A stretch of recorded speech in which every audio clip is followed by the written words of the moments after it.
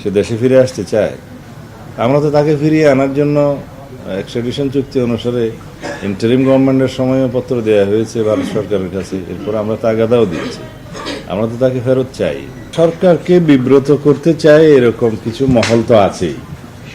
তারা বিভিন্ন ইস্যুতে নিজেদের পরিচয় গোপন করে এখানে একটা ঘোলা পানিতে মাছ শিকারের ব্যবস্থা করতে চায়। সেটা দৃশ্যমান হয়েছে। যারা আন্দোলন করছে তাদের মধ্যে অনেকে দেখা যায় আসলে ছাত্রই না, পরীক্ষার্থীই না।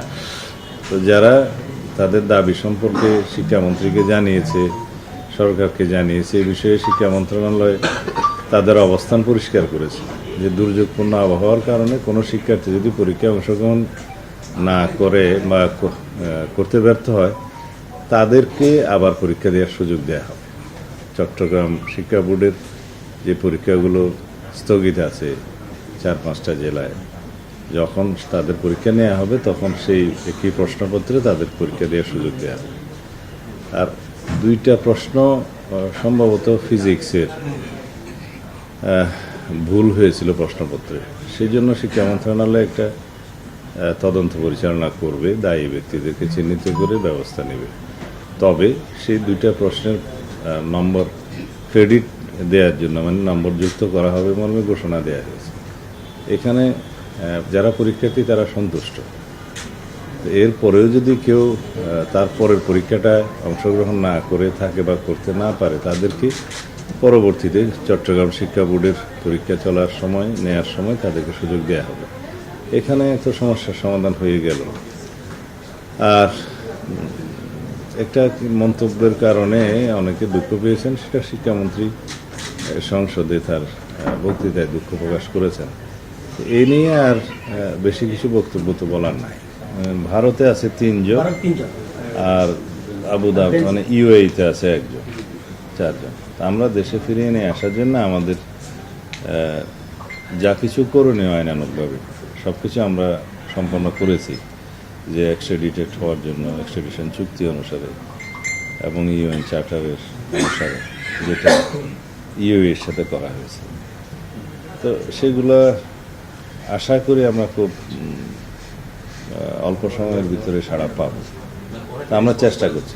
ওনারা আমাদেরকে বলেছেন যে আমরা এই আসামিকে ফেরত দেওয়ার জন্য 30 দিনের মধ্যে আপনাদের কাছে প্রয়োজনীয় কাগজপত্র চাই। যেটা ইন্টারপোলের রেড নোটিশ অনুসারে তারা গ্রেফতার করেছে, সেটা তো গ্রেফতার হয়েছে, কিন্তু ফেরত প্রদানের জন্য আমাদের কিছু আইনানুগ প্রক্রিয়া আছে, কাগজপত্র আছে, ওয়ারেন্টের কপি আছে, এগুলো পাঠানো বলা হয়েছিল, পাঠাতে আমরা পাঠিয়ে দিয়েছি। 30 দিন সময় দিয়েছিলাম, আমরা 3 দিনের ভিতরে দিয়েছি। আর ভারতে যে 3 জন আসামি গ্রেফতার হয়েছে শহীদ ওসমান হাদির হত্যাকারীদের মধ্যে, অভিযুক্তদের মধ্যে, তাদের বিষয়ে আমরা একইভাবে এখানকার ওয়ারেন্টের কপি, মামলার কপি, বিস্তারিত তথ্য আমরা পাঠিয়েছি। তো ভারতের সাথে তো বাংলাদেশের এক্সট্রাডিশন চুক্তি আছে, সেই হিসাবে তারা তাদেরকে প্রেরণ করবে। তো ইতিমধ্যে তারা যেহেতু তাদের স্থানীয় কোর্টে বেআইনি অনুপ্রবেশের মামলা সহ অন্যান্য মামলায় গ্রেফতার আছে এবং বিচারাধীন আছে, সেটা বিবেচনায় নিয়ে তারা হয়তো একটু সময় নিচ্ছে। তবে এক্সট্রাডিশন চুক্তি অনুসারে আমার যতটুকু জানা আছে, মামলা বিদ্যমান থাকলেও, চালু থাকলেও ফেরত পাঠানো যায়। এই উভয় দেশের মধ্যে সেই চুক্তিটা আছে। স্থানীয় সরকার নির্বাচন আমরা প্রস্তুত আছি। স্থানীয় সরকার নির্বাচন একটু আবহাওয়ার উপরও নির্ভর করতে হবে, এখন বর্ষাকালীন সময়, সেজন্য সেপ্টেম্বর অক্টোবরের দিকে আমাদের মাননীয় স্থানীয় সরকার মন্ত্রী তো এই বিষয়ে কথা বলেছেন, তখনই ইউনিয়ন পরিষদের নির্বাচনটা দেওয়ার কথা বলেছেন এবং প্রস্তুতি চলছে। এইটার সাথে অন্য কোনো কিছুর সম্পর্ক আছে বলে আমি মনে করি না। আর যারা এই যে শেখ হাসিনার কথা বললেন, তো সে দেশে ফিরে আসতে চায়, আমরা তো তাকে ফিরিয়ে আনার জন্য এক্সট্রাডিশন চুক্তি অনুসারে ইন্টারিম গভর্নমেন্টের সময়ও পত্র দেওয়া হয়েছে ভারত সরকারের কাছে। এরপর আমরা তাগাদাও দিয়েছি, আমরা তো তাকে ফেরত চাই এবং বিচারের মুখোমুখি হোক। ইতিমধ্যে যেহেতু তিনি সাজাপ্রাপ্ত হয়েছেন, আদালতে তার আত্মসমর্পণের সুযোগ আছে কিনা সেটা আইনজ্ঞরাই বলবেন। তবে সাজাপ্রাপ্ত আসামি হিসাবে দেশে ফিরলে তাকে গ্রেফতার করা হবে এবং রায় কার্যকরের ব্যবস্থা নেওয়া হবে। যদি আপিল করার কোনো সুযোগ থাকে, সেটা আইন আদালত বুঝবে, তখন আপিলের সুযোগ থাকলে আপিল হবে। আমাদের কাছে প্রত্যাবর্তনের যে ঘোষণা ওখান থেকে মাঝে মাঝে দিচ্ছে, তো সেটা তো কিভাবে দিচ্ছে জানি না। আমরা তো তাকে আইনানুগভাবে ফেরত চাই।